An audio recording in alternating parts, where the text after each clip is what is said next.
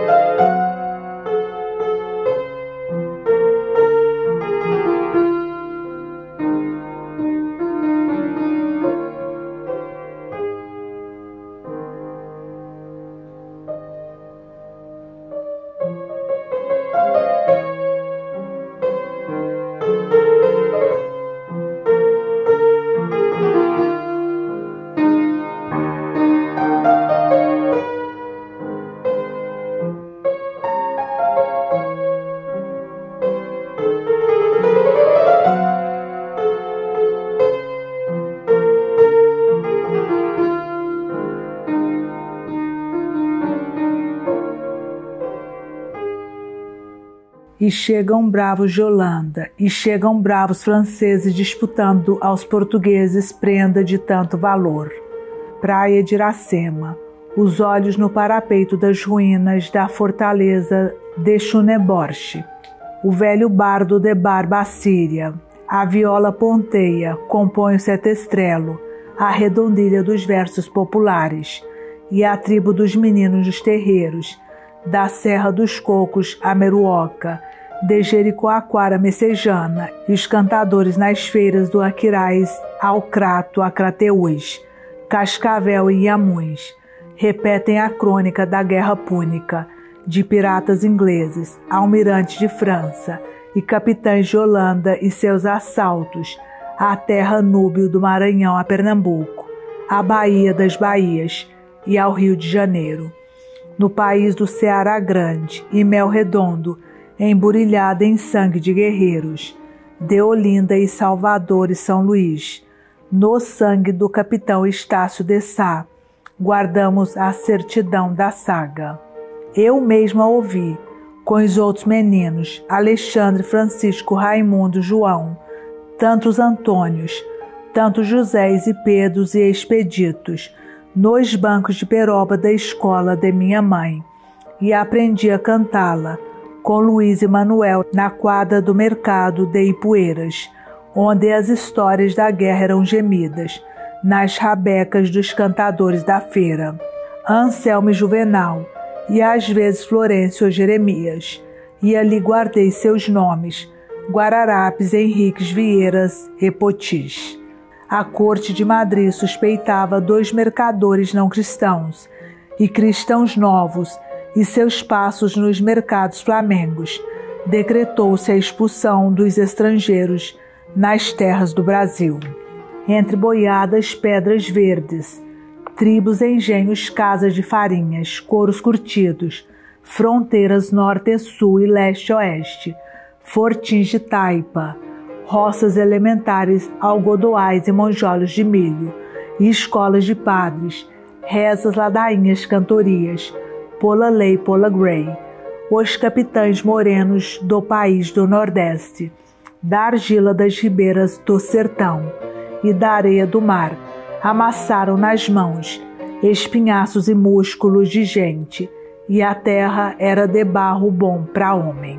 Fervia a cupidez nas praças, e de Londres, Marselha e Amsterdã afiam garras gaviões de ilhas bastardas contra os reinos fidelíssimos, Portugal e Espanha, e um dia as águas da Bahia, águas de Olinda, mares do Maranhão e Guanabara, brisas afeita à cruz de Cristo sangrada, nas velas belas das caravelas de Portugal, amanhecem coalhadas, poluídas de barcos feios de huguenotes, calvinos e infiéis dos litorais de hereges, da Fenícia britânica.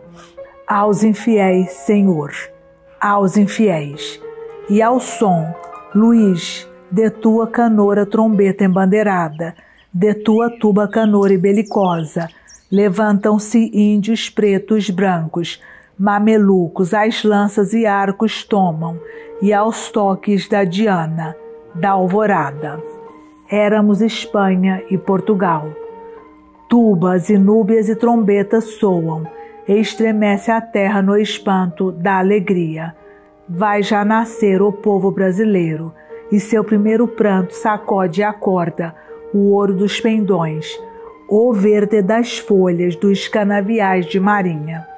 Maranhão, Pernambuco, Salvador, Rio Grande do Norte, Alagoas, Sergipe, Del Rey, o Rio de Janeiro e a Messejana, o Mucuripe, a Porangaba, a Praia de Iracema, a rapariga de lábios de mel e cabelos mais longos que seu talhe de palmeira. E ali começa a guerra.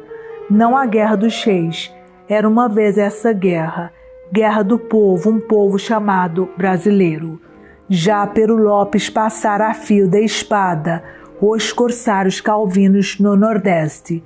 Depois, com as bandeiras de seu rei, começa Coligny a fundação da terra prometida aos hereges, e de Genocém, ditos huguenotes, a terra prometida é nossa, e os viliganões, do Clerc do Guaitruim e La Ravardière, do Maranhão ao Rio de Janeiro, conhecem arcabuz, e lance e flechas nossas, e conhecem a morte, o calabouço, a retirada em suas naus de velas murchas, e das praias violadas, se devolvem ao mar ingleses, incendiadores de aldeias. Cavendish, Lancasters, mais bárbaros que os tapuias, comedores de gente. Aos infiéis, Senhor, aos infiéis. E Santo Antônio de Lisboa desce dos altares, de suas capelas no Rio de Janeiro, na Bahia, e aos guerreiros o avistam e saúdam, fardado de coronel da tropa nossa, e o taumaturgo comanda a batalha de extermínio dos Senanqueribes louros. E ainda hoje o santo de nossa língua portuguesa guarda suas patentes militares e é vereador perpétuo em câmaras de Pernambuco. E assim, anjos e santos e mamelucos se batem nas vilas e nas praias.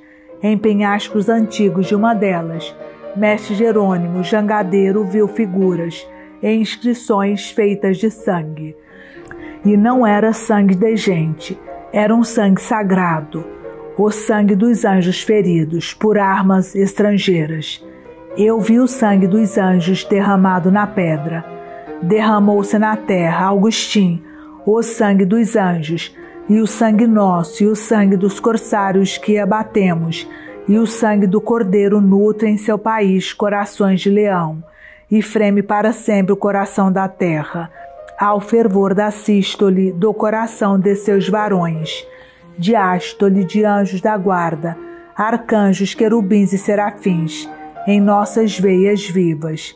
E o sangue de Estácio de Sá, flecha rosa de sangue nas bochechas. Estava a terra maciça de riquezas.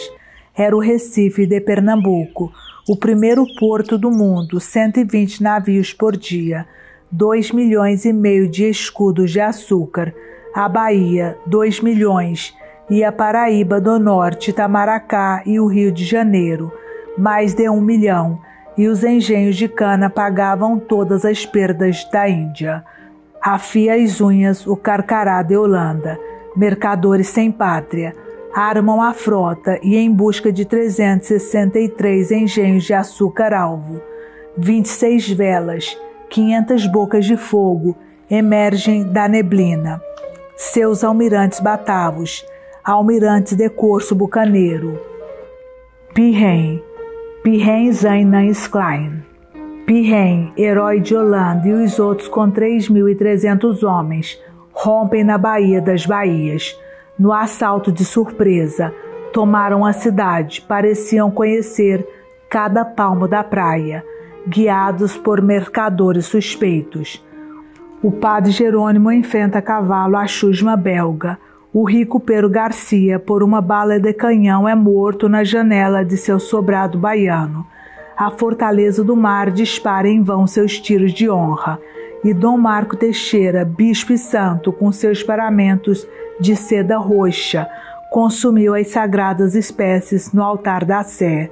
livrou da profanação de hereges o corpo de Deus e exclamou: na minha idade, melhor defender a Bahia corações, mas o Senhor pode estar ocupado com outras coisas e sei armar golpes de espada e pederneira de arcabuz. Despiu casula, estola alva de renda, mito de linho, entregou a um cônego cálices âmbulas ostensórios de ouro, dobrou a capa de asperges num baú, vestiu roupa de capitão, tomou espada e escopeta, e era um guerreiro de seu povo, e seu Deus, rei da escritura, novo Davi, sacerdote e rei. Distribuiu lanças e trabucos, organizou um regimento de clérigos, aquartelou cônegos e servos e gente boa da Bahia, na Quinta dos Padres.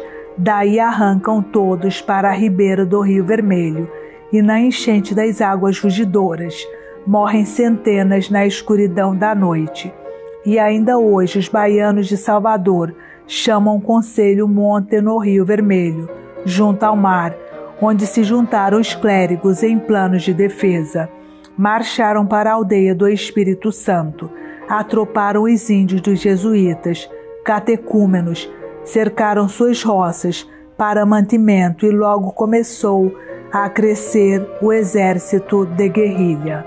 No arraial da Torre de Garcia Dávila, com o neto do fundador da casa e seus aliados, a soldadesca flamenga entrou sem um tiro na cidade deserta.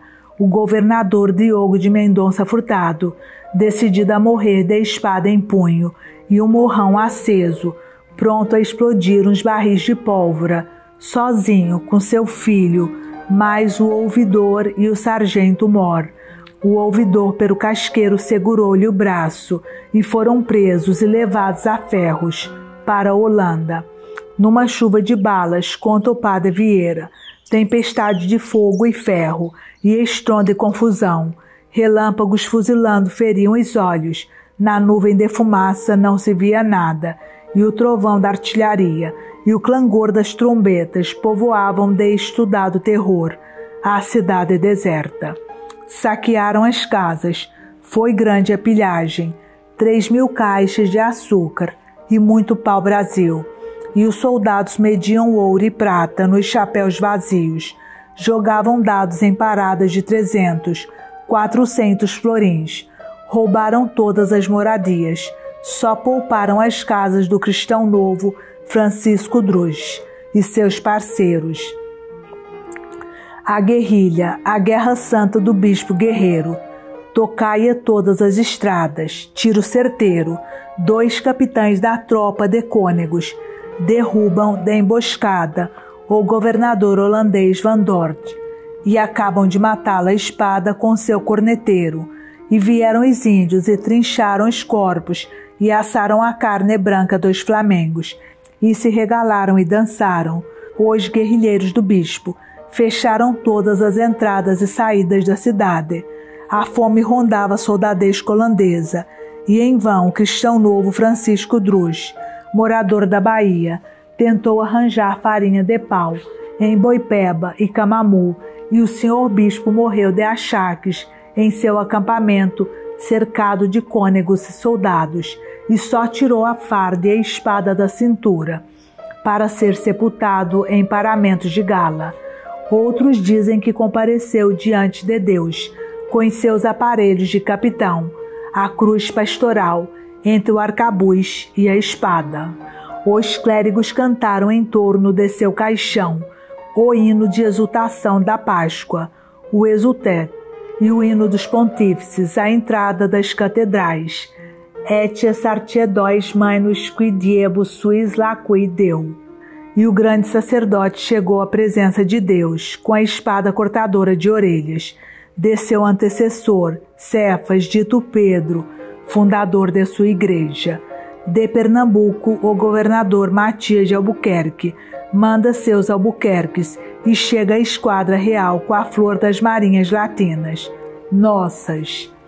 O almirante Dom Fradique de Toledo Osório, sobrinho do Duque de Alba, com seus espanhóis Dom Manuel de Menezes e os marinheiros de Portugal, e o caracciolo Marquês de Torrecuso, com seu terço de napolitanos, e uns Fontenelles, e uns Goularts, e uns Bittencourt de França.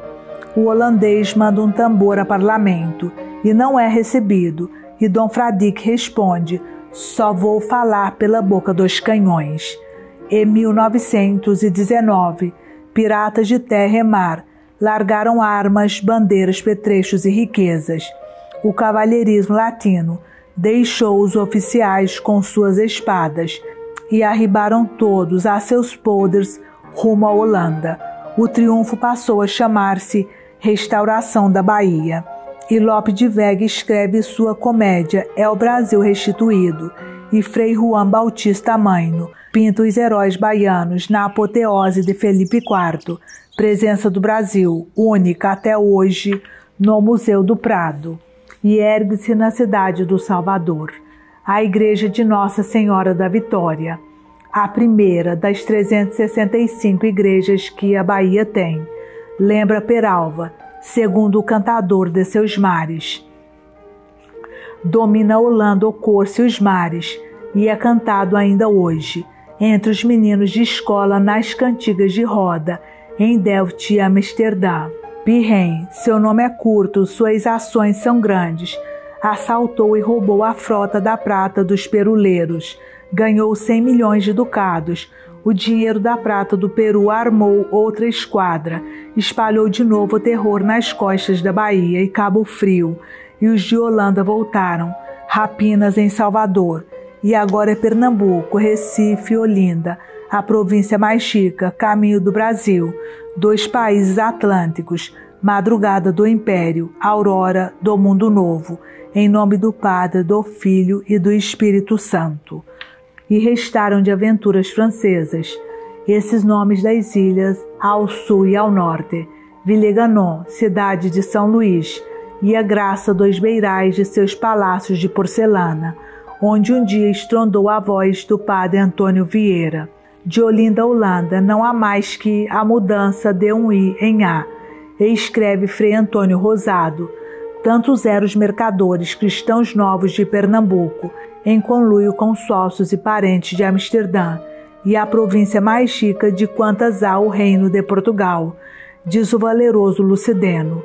Era a porta de todas as capitanias norte e sul, chave do Atlântico ao Maranhão, a Santa Maria de Belém do Grão-Pará, e ao Prata e à Patagônia.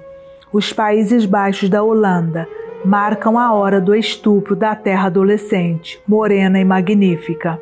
Não a Holanda dos místicos, pintores e poetas, a Holanda dos jograis, do Brabante e Wilhelm Menestrel, do canto de Marlan, dos hinos sagrados, da Monge Edires, da crônica épica do Monte de Egmont e do canto de guerra de Van Rion.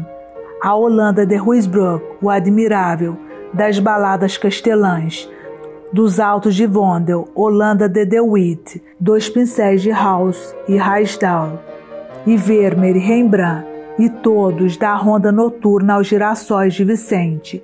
Não a Holanda do Papa Adriano, de minha avó holandesa. Não a Holanda vossa, Padre Paulino, Padre Antônio, Padre Luís, Padre Gaspar, Van Ranapel, e meus 20 mestres que me levaram pela mão às alamedas de Homero e de Virgílio. Não essa Holanda de tulipas e livinais de Sidã. Não a Holanda da flor de teu sorriso, Helena, de teus olhos verdes, Helena van der Wereld, onde andarás com teus pés de condessa, nem a noite dionisíaca das meninas de ouro de Amsterdã, as meninas de vez, entre as folhas da noite holandesa. Não, Adriana, não a nossa Holanda, mas a outra, a Holanda fenícia da Companhia das Índias, com suas esquadras e exércitos de mercenários, de todas as raças e todas as crenças, e muitos judeus e renegados cristãos novos, e até velhos a serviço de Mammon.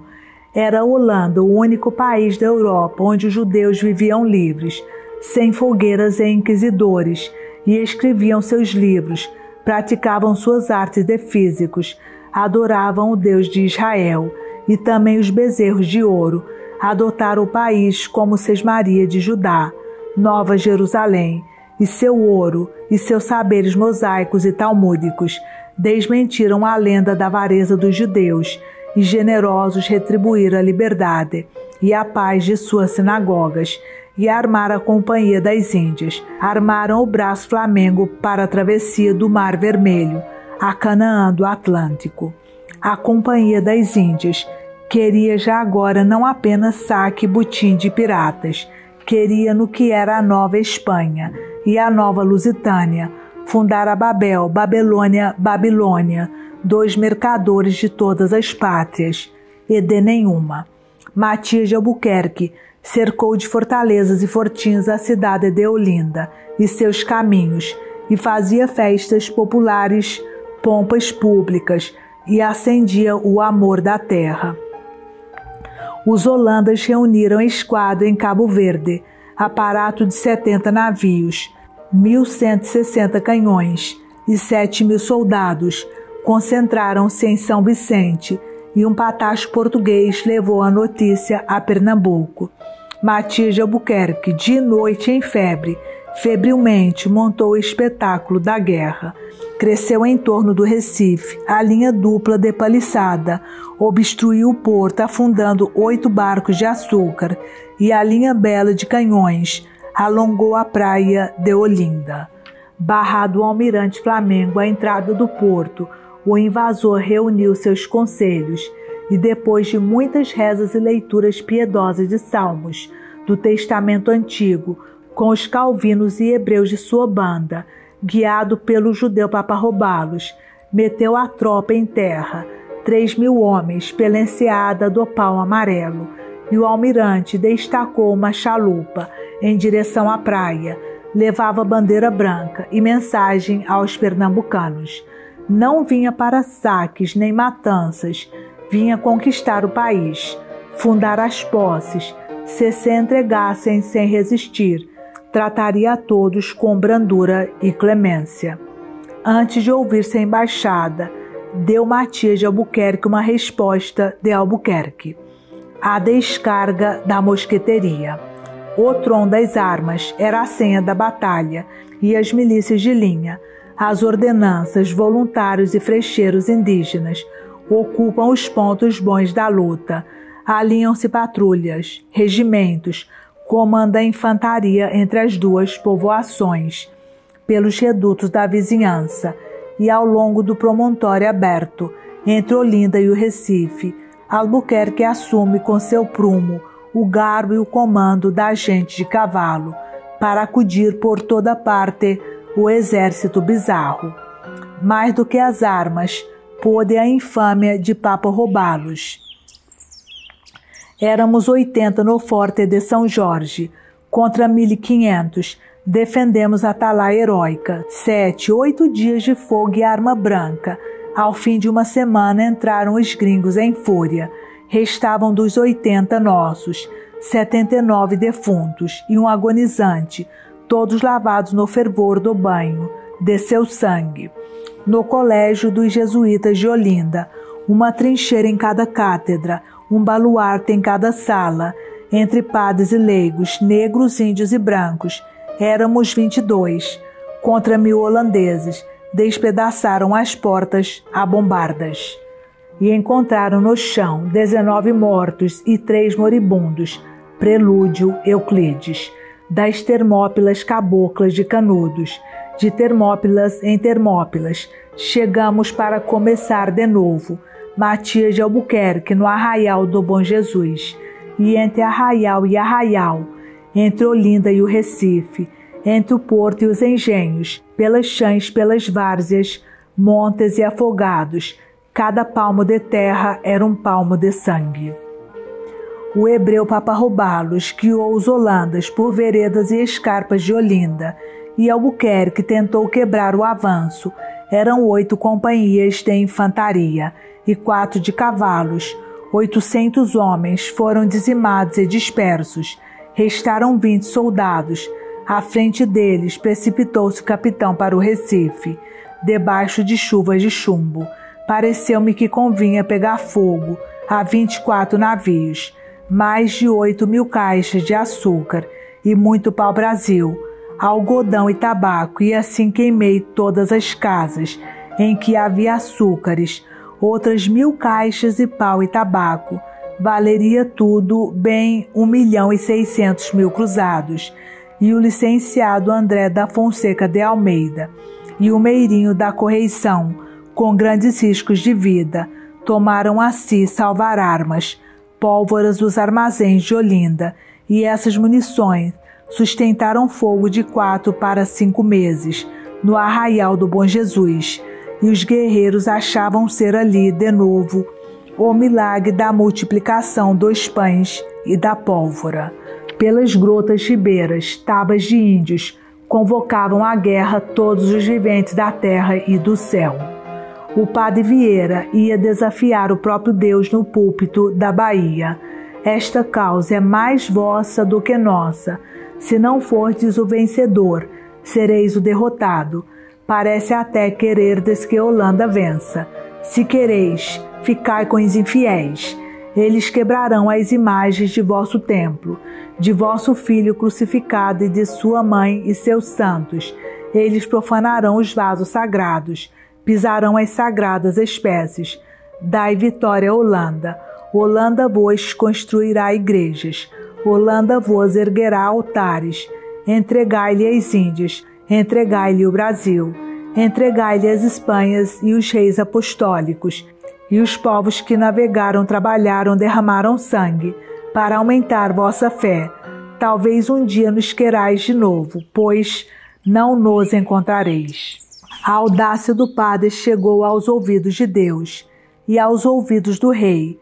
Felipe IV decretou orações, procissões, penitências públicas, novenas. A calamidade era um sinal da punição divina, e encolerizado contra os judeus e cristãos novos, que conduziu os invasores pela mão, ordenou a seu inquisidor exemplar castigo contra os infiéis e sua perfídia.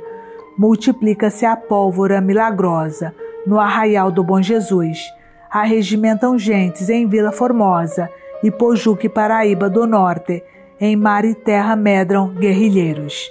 Por 2 anos, a emboscado assalta a guerrilha, encurralam o invasor nas barras do Recife e Olinda, e é batido no porto de Afogados, lançado ao mar na Paraíba, rechaçado no Cabo de Santo Agostinho e Albuquerque, salvo o Forte dos Reis Magos, no Rio Grande. Acuados, mantimento escasso, nem água de beber, matavam a sede os holandeses em poços de água salobra, furados na praia. Propõe o resgate de Olinda, sob pena de reduzir a vila a cinzas.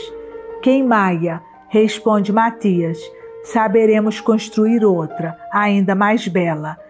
Era uma vez um lugar, 40 léguas do Recife, rodeado de lagos e lagoas, de água salobra, cheios de peixes e terras boas de canaviais e engenhos, chamado de Lagoas ou Alagoas, terra também de barro bom, para homem. Para cada 1.000.000 de heróis, há sempre um pulha, e ali o mameluco Calabar vendeu-se ao invasor, por dinheiro ou razão. Guiou suas tropas terra adentro, queimaram aldeias, e a estrela da guerra começou a brilhar para os holandas. Iam caindo os homens, as armas e as vilas nossas, Rio Formoso, Afogados, Goiânia e os restos de Itamaracá, o cacique Janduí, tio, parece de Calabar, filho de mãe índia e cristão novo pai, a serviço de holandas, devastou engenhos, começou no de Francisco Coelho, onde trabalhavam 60 pessoas, partiu a pau a cabeça de todos e comeu os mortos, e foi festejado pelo capitão Flamengo de nome Gartzman, e perguntado por um Antônio de Abreu, por quanto tempo resistiria. Até a morte, respondeu Matias de Albuquerque, e não pôde chegar a tempo ao Forte de São Jorge, onde um menino de 17 anos, por nome João Fernandes Vieira, lutou até a ruína das pedras da muralha. Depois foi a vez do Forte do Mar, onde não restava ao tenente Antônio Barbosa mais que uma espada toledana, e recusou-se a embanhar a lâmina e disse: Mais vale uma espada na mão que dentro da bainha. E o capitão Antônio de Lima segurava a sua pelos copos, no punho ensanguentado, e foi o último a sair andando firme, entre restos fumegantes, o rosto salpicado de sangue, e mais 2 sobreviventes pisando a pedra de sua fortaleza. Entre mortos e moribundos, não havia mais um só tiro, nenhuma peça inteira. O capitão exigiu sepultura cristã para os seus mortos e toque de cornetas e requiescate de padres. O holandês honrou a bravura dos guerreiros nossos. Naquele tempo o nome do Brasil era Arraial do Bom Jesus. Waerdeburg escreve a Holanda: é esta uma paragem da qual todo o Brasil se pode conquistar. Pernambuco era o Brasil. Daqui se pode enfrear e guardar o Brasil todo com poucos gastos. 5 anos de luta e 3 meses de cerco, um mercenário polaco, general do invasor, estrangula pela fome a Troia nordestina. A última farinha de comer era joerada na areia e no barro das ruínas. Albuquerque reúne na praça o que resta do povo e do soldado do Brasil. Tem honra e força para as condições da capitulação. O coronel, os capitães, os outros oficiais, os ex-mulheres e todos os soldados do serviço de Sua Majestade sairão com as suas armas completas, insígnias arvoradas, mechas acesas, armas e bagagens, os tambores tocando. Nenhum tambor do arraial sabia tocar toque de retirada, e assim partiram com toque de avançar. Ajuntou-se em torno de Albuquerque a gente ainda viva, o que restava de Pernambuco e do Brasil, homens, mulheres e meninos, uns em carros, outros a pé, e se partiu, com toda a gente de guerra, e cada um levava seus bens móveis, gados, escravos, alimária e coisas iam adiante. 60 índios fiéis a abrir caminho, depois um corpo de tropa, depois os emigrantes, e protegendo a retaguarda, o próprio Matias de Albuquerque. Atrás de todo o préstito, o grande Camarão, e seus 80 índios, 8.000 pessoas, nos peitos a rosa brava das feridas de guerra, na barriga a fome por caminhos de mortos, bordados de cruzes e sepulturas e cadáveres, decompostos à lua e ao sol, no chão de sua chã. Restava a última aventura, os exaltos retirantes cambaleando entre a glória e a derrota, rumo das Alagoas, iam passar pela praça ocupada de Porto Calvo.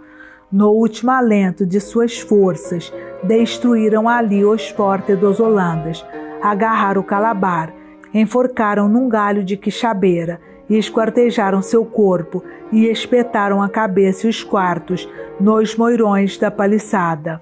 Partem flamengos de Paripueira, sobre Porto Calvo, ensanguenta-se a terra boa das Alagoas, Oiticica. O lendário Rebelinho reinventa as guerrilhas. O negro Henrique Dias flagela o invasor por todo canto. O índio Camarão retoma a Guiana, marcha de novo sobre Porto Calvo. De seus 1.600 guerreiros, chegaram 73. E ainda hoje os caminhos de Goiânia a Porto Calvo, pelo sertão e até as chapadas da Bahia, estão cheios de ossadas de gente nossa.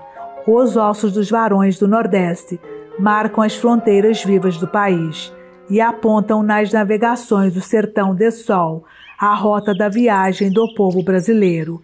Entre o jugo estrangeiro e o desterro, escolheram todas as penúrias do êxodo e a marcha dos caminhos ásperos, e crianças nasciam nas matas, e os fracos e os velhos eram enterrados na selva, e eram sementes bravas da gente do Nordeste. Fincam nos cajurus dos confins o marco da posse, padrão da pedra e da cal de nossas vértebras, vértebras do país brasileiro. O tempo calcina os ossos, enferruja os metais e amolece a fibra do punho dos viventes. Não aqui, 24 anos de Holanda, 24 anos de guerra e tristeza e flagelos, profanações e seduções, deram têmpera de aço e quilates de diamante à adolescência do Brasil. Sobre a amálgama de sangue e ouro sujo, dinheiro de entrelopos, corsários, bucaneiros, fundou seu alicerce a Nova Holanda, acampada no país do Nordeste, Ceará, Pernambuco, Rio Grande, Alagoas e Sergipe. A parábola de sua fronteira ameaçava Maranhão, Piauí, Grão-Pará, Espírito Santo, Rio de Janeiro e riscava chãos e mares da Bahia. O conde alemão João Maurício de Nassau-Siegen, contratado por 5 anos a 1.200 florins por ano, mais 2% das despesas de pirataria, segundo a lei corsária. Parente do stadtholder da Holanda, corréu da concussão, adornado de títulos e prebendas, era governador, capitão-general e almirante de terra e mar, príncipe da Renascença, civilizado e cortesão, e amigo das artes, governou com mão de ferro, em luvas de veludo, o sonho dos mercadores.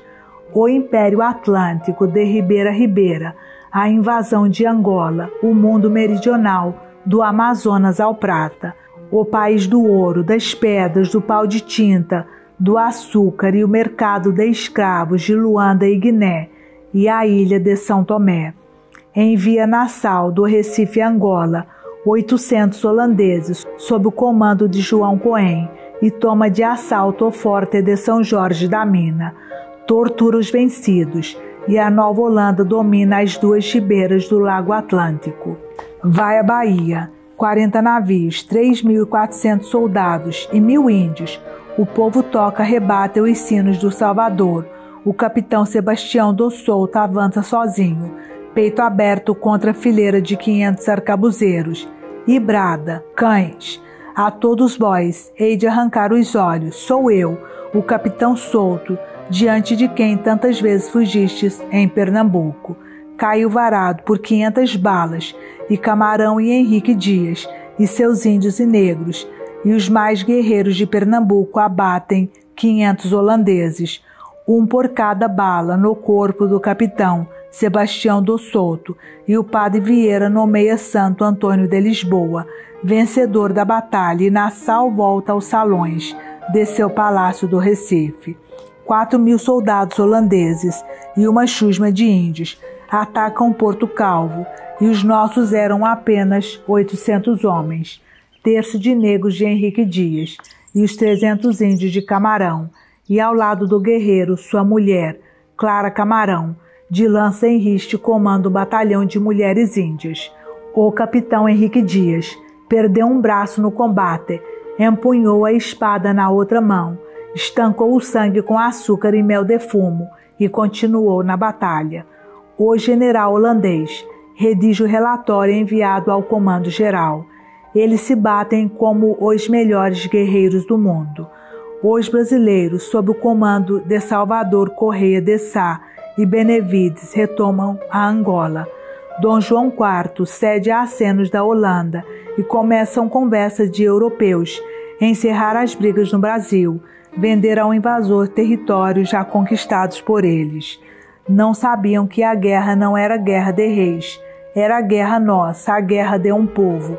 A insurreição se alastra.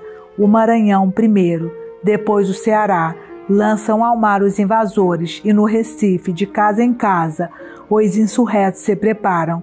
O governador-geral, nos bastidores, apoia os rebelados. Chegam cartas régias, ordenando a paz. João Fernandes Vieira, o menino do forte de São Jorge, agora senhor de engenho e capitão dos povos, responde ao rei: vamos lançar ao mar o invasor da terra nossa. Depois irei curvar-me ao trono de vossa majestade e receber o castigo pelo crime de desobediência. André Vidal, de Negreiros, amotina Paraíba.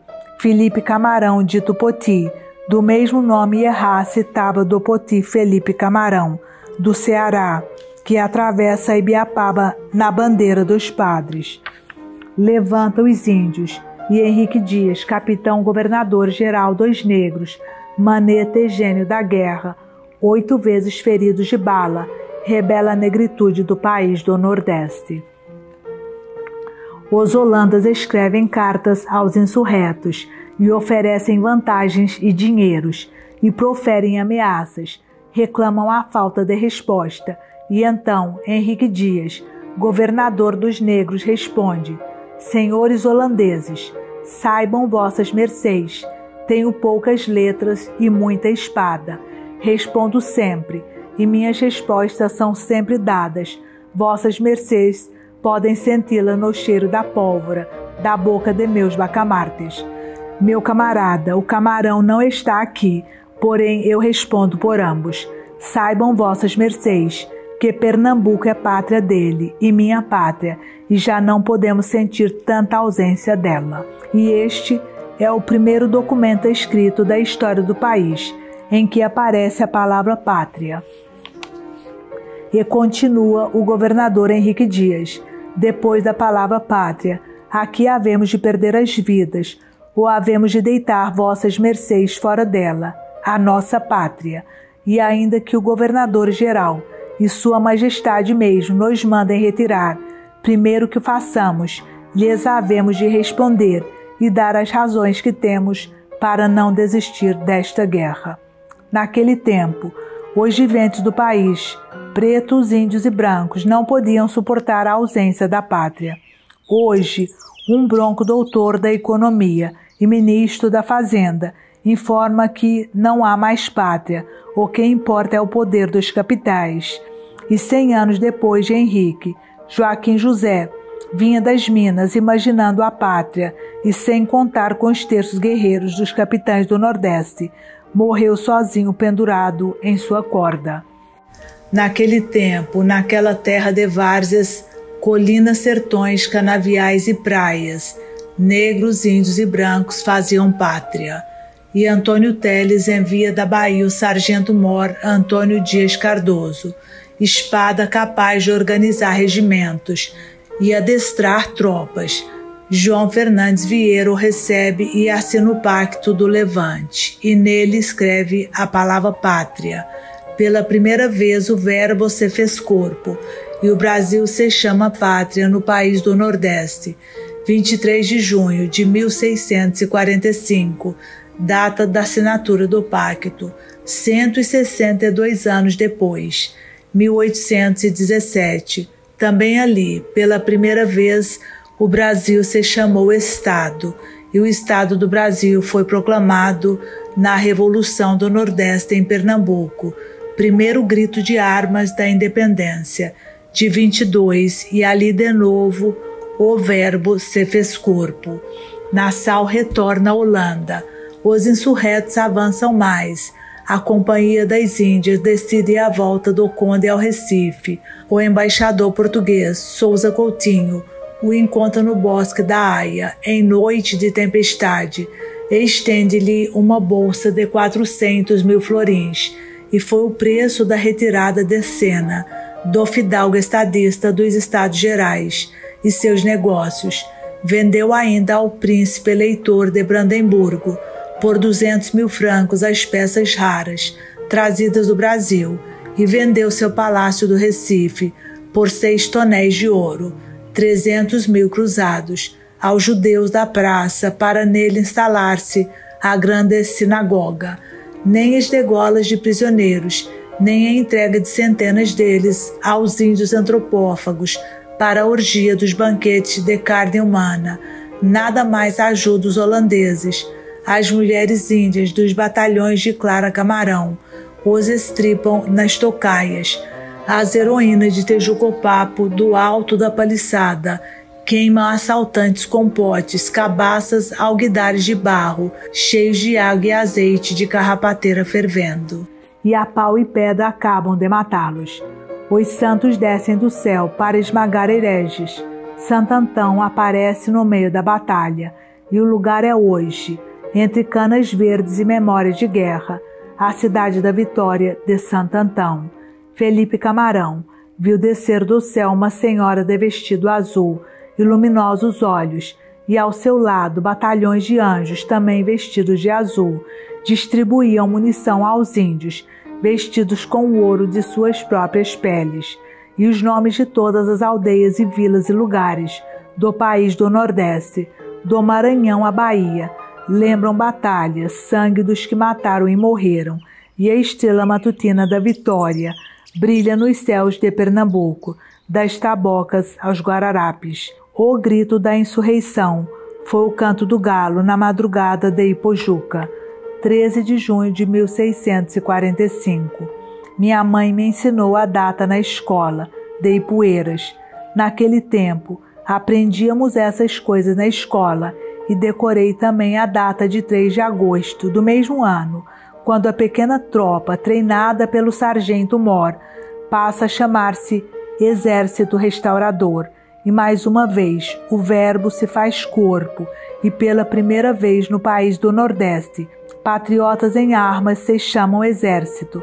E Ali Moreira Bento, coronel gaúcho, coronel da estratégia e da memória das armas, aponta ali a criação do Exército Brasileiro, o de Caxias e Osório, e Antônio de Sampaio.